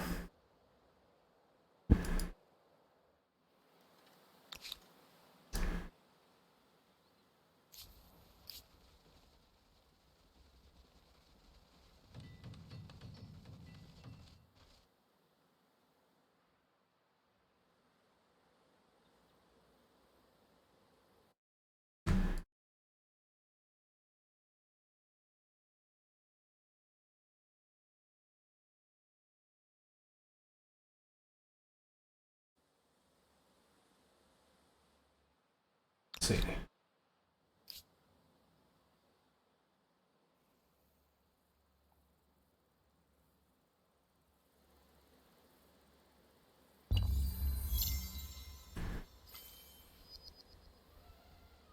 Ah, calendar. That's helpful.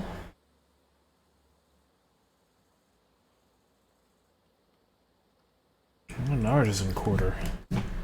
Okay. Idle army.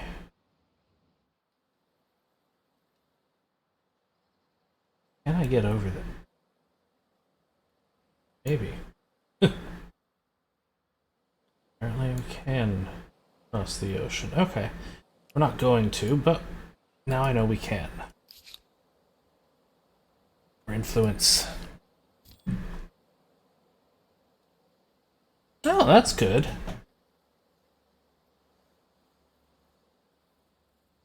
Hopefully you get a chance to do that again.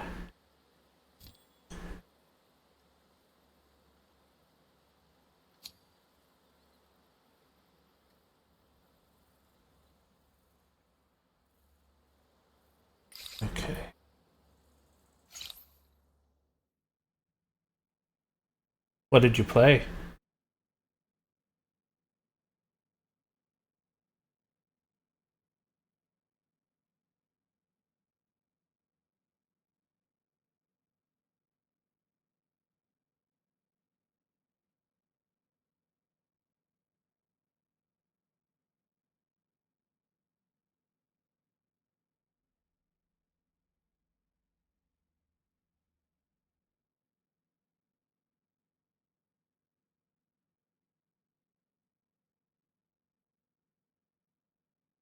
Okay.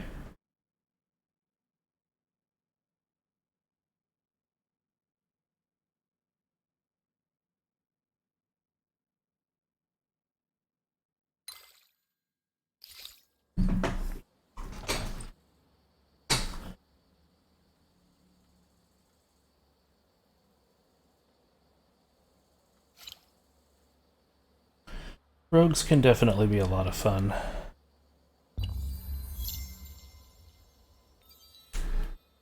My first character was a human samurai from way back in 3.5 because my DM wouldn't let me play a wizard at the time.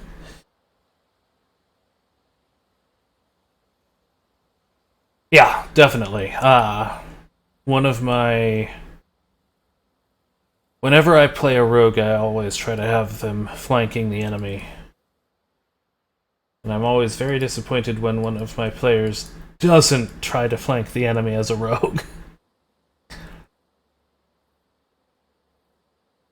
Well, that's the trick with dice.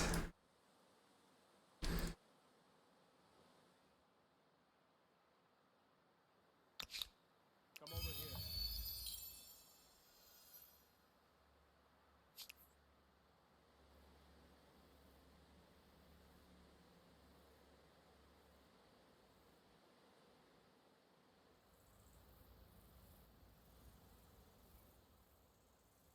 Time for your first battle?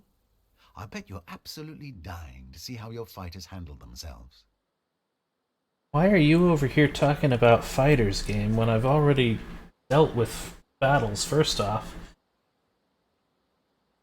Second off, I have no intention of going to war with Egypt.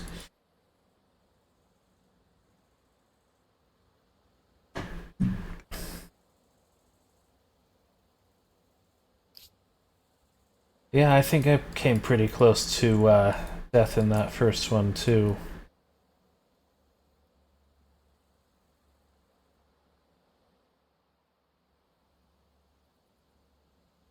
Oh boy.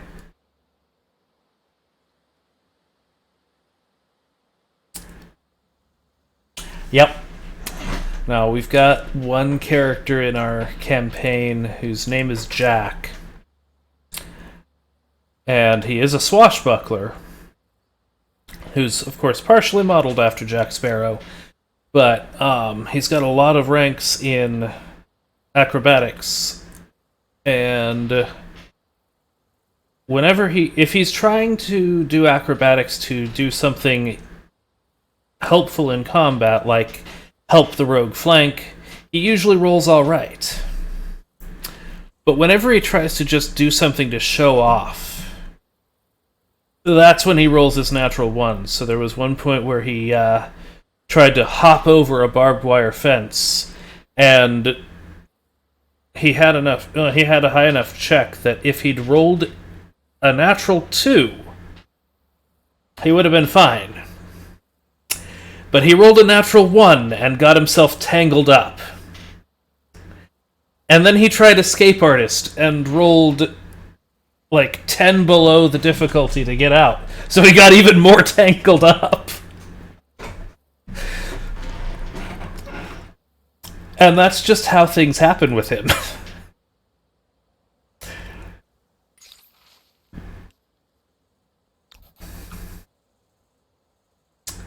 Yep.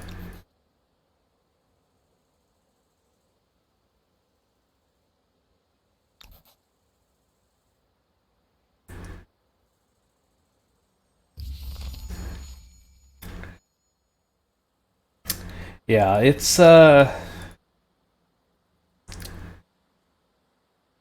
between that character being who he is and everything else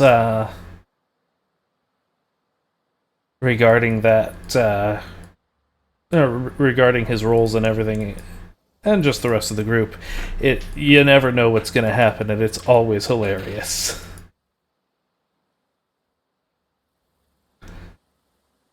It's gotten to the point where if he where the player regularly tries to oh oh oh are we being wait, are we being attacked by bears, or is this Egypt? This seems like Egypt. Fall back. We have no interest in fighting Egypt. Ah, how did we get inside Egyptian territory?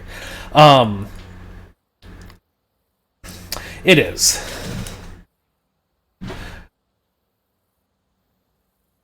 As one of the YouTubers that I pay attention to is Matt Colville, and I think he said it best. Dungeons and Dragons is the most fun you can have with your brain.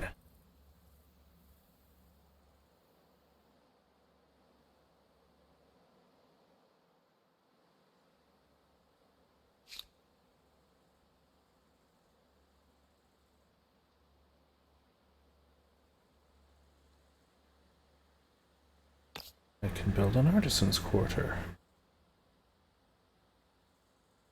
I can't build an artisan's quarter. I can think about building an artisan's quarter. Did I build one here? Ah, I see. I bet I can build one here. I just have to build it on that.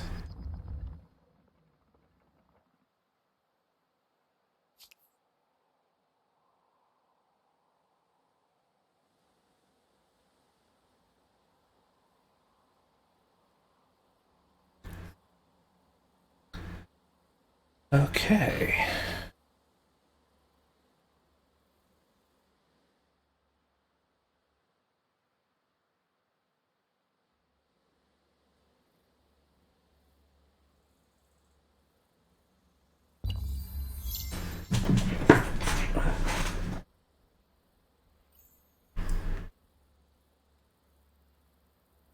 New grievance. What did they do? You have my attention. Okay, they attacked one of my armies. I mean, in their defense, I was unknowingly in their territory. Both of those times? Renounced. Create a demand from this. What?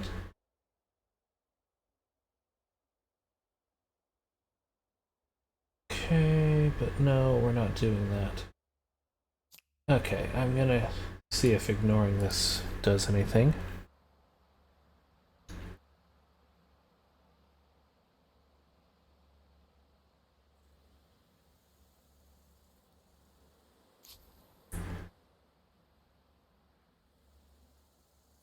Oh wait, did they actually take that unit? They actually took that unit out. That's annoying. Oh well.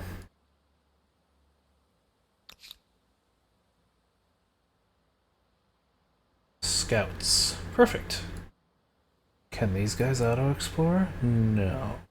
Probably not. I don't know if there is an auto-explore option in this game at all.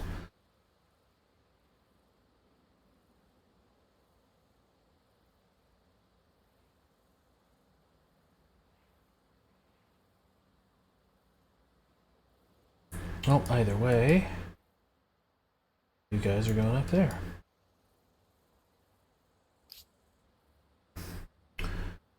And I think I'm actually going to call it here.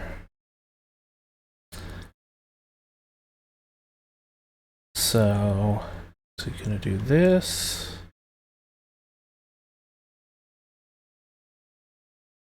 gonna go ahead and raid.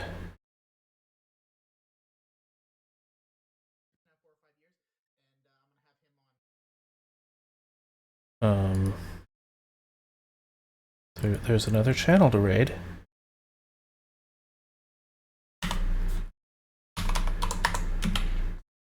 There we go.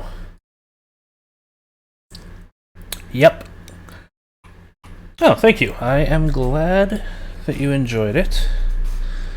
Hopefully we can. Hopefully I can get some more people here, because in time, because I would like to have this as one of my things that I do.